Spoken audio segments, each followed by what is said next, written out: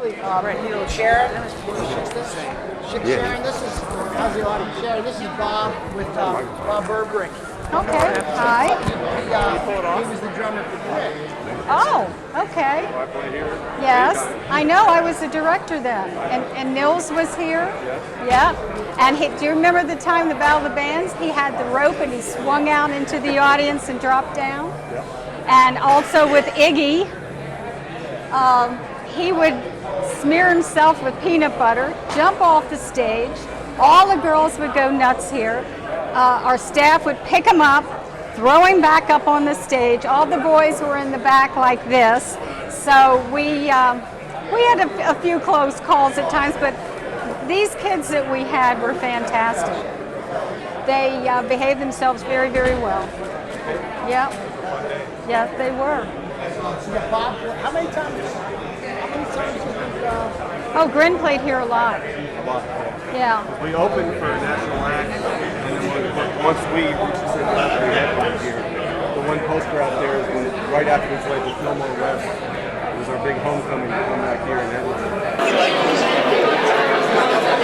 Is that yours? Yeah, but I'm giving it to you. Oh man, this is the oldest rock and roll poster I own. But you can have it for your documentary. I got it from Bob Burbrick a long time ago. God, this is beautiful. Yeah, it's got a little hole in it, I'm sorry. We had an annual Battle of the Bands, and Grin was part of it. We had a stage here and one up here. And I remember, because the Spades and the Rainbows usually captured the crown, I can't remember who got it that year, but I know everybody's mouth dropped when Nils Lofgren grabbed a rope and went swinging out into the crowd. It was quite a show. He was a very big showman. But he was a gymnast, so yeah. But when he would come back into the office to collect the money for the show or something, he was so quiet.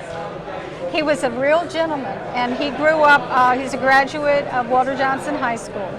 And Grin was a fantastic group to have here. Spades and the Rainbows, the Velours, the Nowhere Men. Yeah. But you were, I believe, one of Spades and Rainbows and Grin was our two favorite bands that would come out and perform before some of the national recording artists. Right. I remember playing here. I know with Rod Stewart and the Faces was one of the big ones.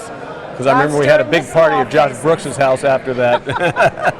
But, and then one of the big shows, and there's a poster here of that, is after we played the Fillmore West, after the release of our first album, it was a big homecoming for us and got to headline here for the first time. And that was a really big show for us. Yeah.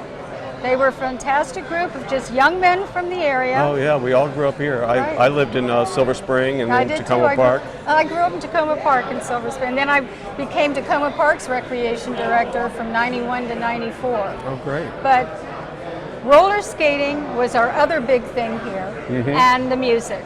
And we were the home of the music. That was it. There was no place else to go. This was it. If you had a dance at Wheaton High, no one went. They came here. That's right. This was a happening place for sure. Now, there were times when we had, I don't recall which groups, but when we got into the big psychedelic part of it, we had a curtain, I believe that was beige, that went across the back. We had all of this light show set up back there. Right. The band came in, set up, played, left. The guy with the lights was here for maybe 2 hours with all of these lights, but the kids loved it. I mean, it was a thrill for them to see this type of production. You know, it was the point between just the CYO dances and the local dances. This was a step up from that. You had national acts in here, and yet it was still totally accessible to the neighborhood kids. Right. This is what's missing so much from society today. Everything's so corporate and so national that it's like it's out of the hands of the people that are to actually go see it. Do you think we could get Nils to come and get the band back together and put on a fundraiser for the building? I'll speak to him. That would be nice. I will call him and speak to him. But I know he's going to start a tour with Bruce Springsteen soon. Right. But Nils is one of the finest people I know, and if anybody would do it, it'd be him. I think so too.